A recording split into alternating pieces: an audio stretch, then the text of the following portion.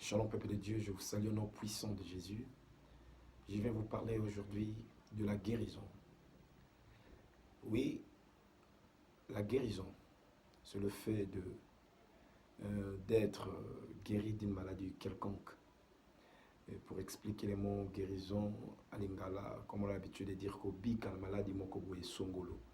Donc je te dirais que non, c'est possible d'être guéri. C'est possible d'être guéri.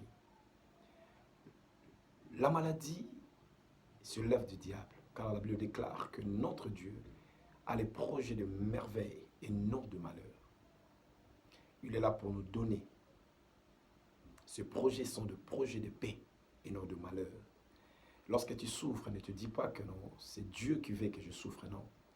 Il n'a jamais voulu que tu tombes malade. Il n'a jamais voulu que tu passes dans des conditions difficiles que tu es en train de passer actuellement. Et ne te dis pas aussi au fond de toi que non, Dieu m'a laissé ou bien soit que Dieu m'a abandonné. Pourquoi ceci m'arrive? Pourquoi cela m'arrive? Dieu et Jésus-Christ est venu pour donner la vie et une vie en abondance. Mais le diable, lui, son rôle, c'est de dégorger, de dérober et de détruire. Lorsque tu te sens dérobé, lorsque tu te sens détruit, lorsque tu te sens tué ou bien bousculé, sache-le bien que l'on se lève du diable.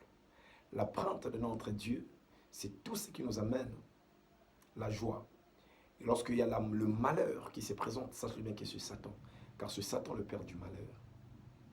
Là où tu es, tu te poses mille et une questions. Comment m'en sortir dans cette situation qui me fait souffrir?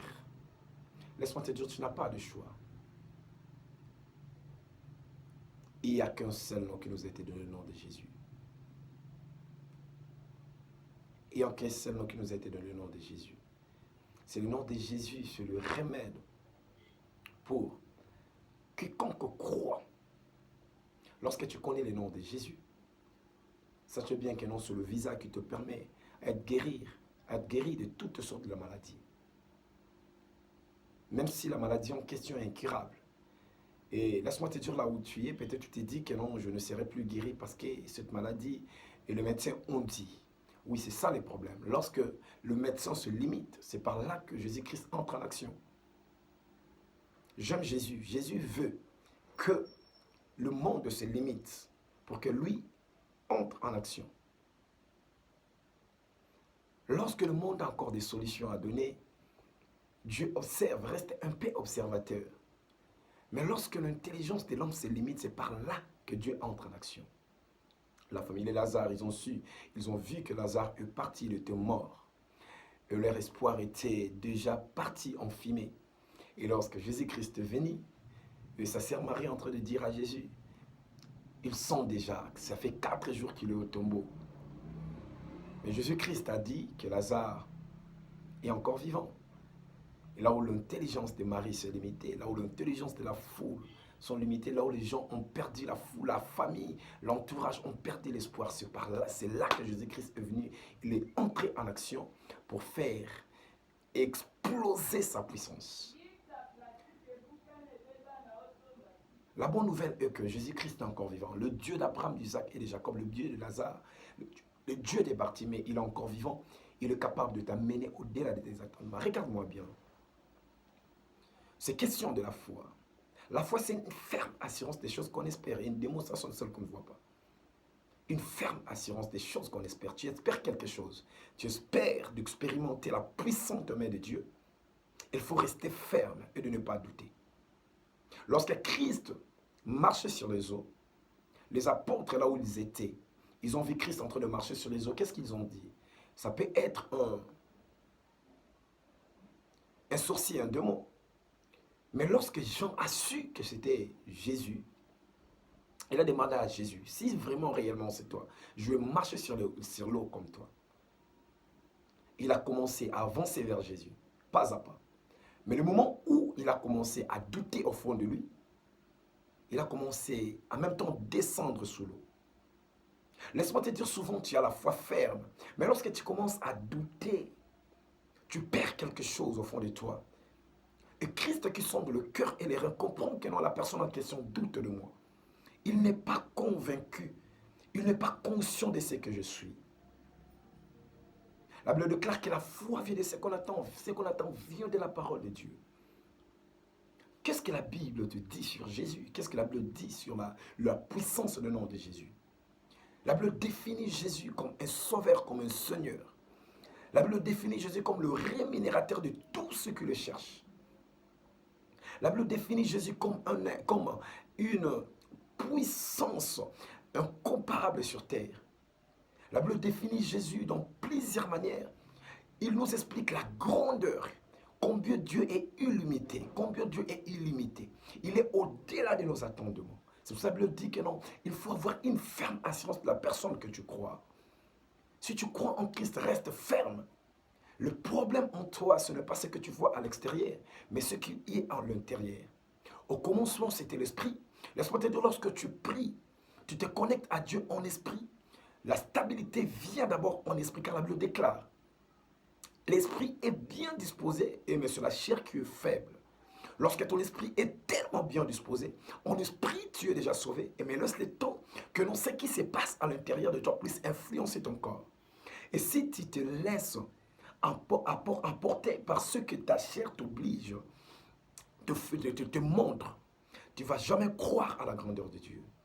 Les gens voyaient à Lazare une personne morte, mais Christ voyait à Lazare une personne qui était endormie. Le sentiment de la chair sont contraires à celle de l'esprit. Il y a une inimitié entre la chair et l'esprit. Laisse-moi te dire que ton esprit est disponible parce que lui, il est conforme à Dieu.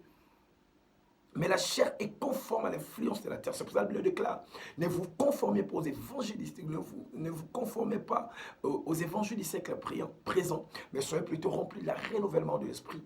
Dieu veut que dans cette partie charnelle ne nous influence pas, que nous soyons en mesure de vivre en esprit. C'est la Bible déclare que ceux qui adorent Dieu l'adorent en esprit et en vérité. Dieu est esprit, il faut que ceux qui l'adorent l'adorent en esprit et en vérité.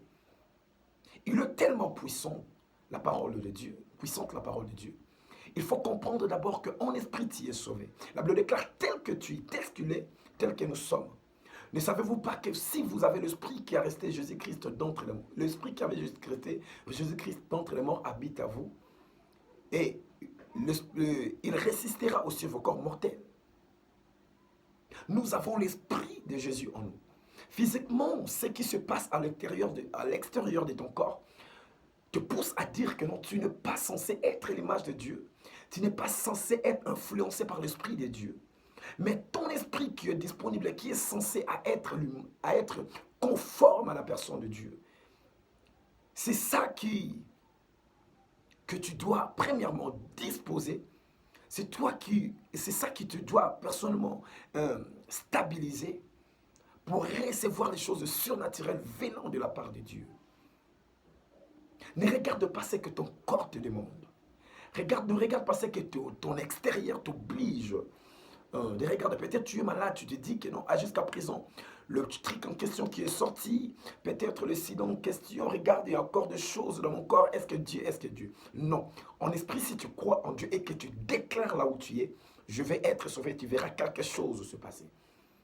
Mais le diable, ton ridicule élevé, te faire douter. C'est une ferme assurance la foi.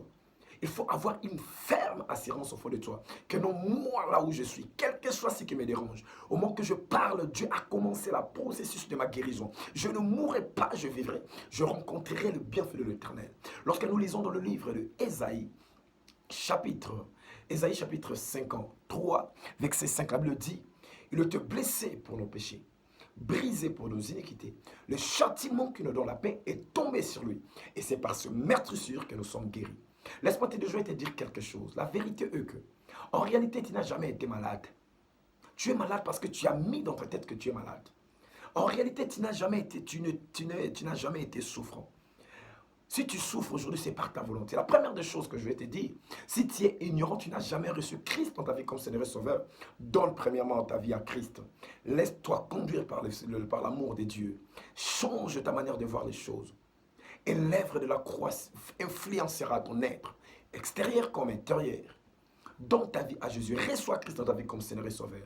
Pour entrer en alliance, pour être bénéficiaire de l'amour de Dieu, pour être bénéficiaire de la grâce de Dieu. Car la guérison a été déjà donnée il y a de cela 2000 ans. Lorsque tu comprends, la Bible déclare que vous connaîtrez la vérité vous affranchira. La vérité est que il y a de cela 2000 ans que Christ nous a donné la guérison. C'est juste une question de non seulement beaucoup prier, mais de comprendre la vérité.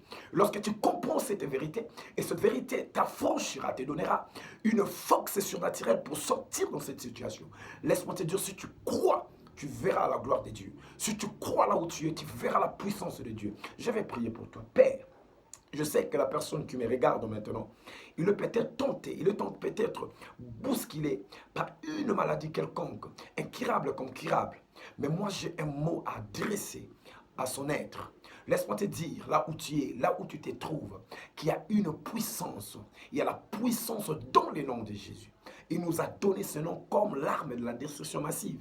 Afin qu'à tout moment que nous serons confrontés par des difficultés, que nous sommes à mesure d'utiliser son nom, et cela nous donnera la liberté définitive.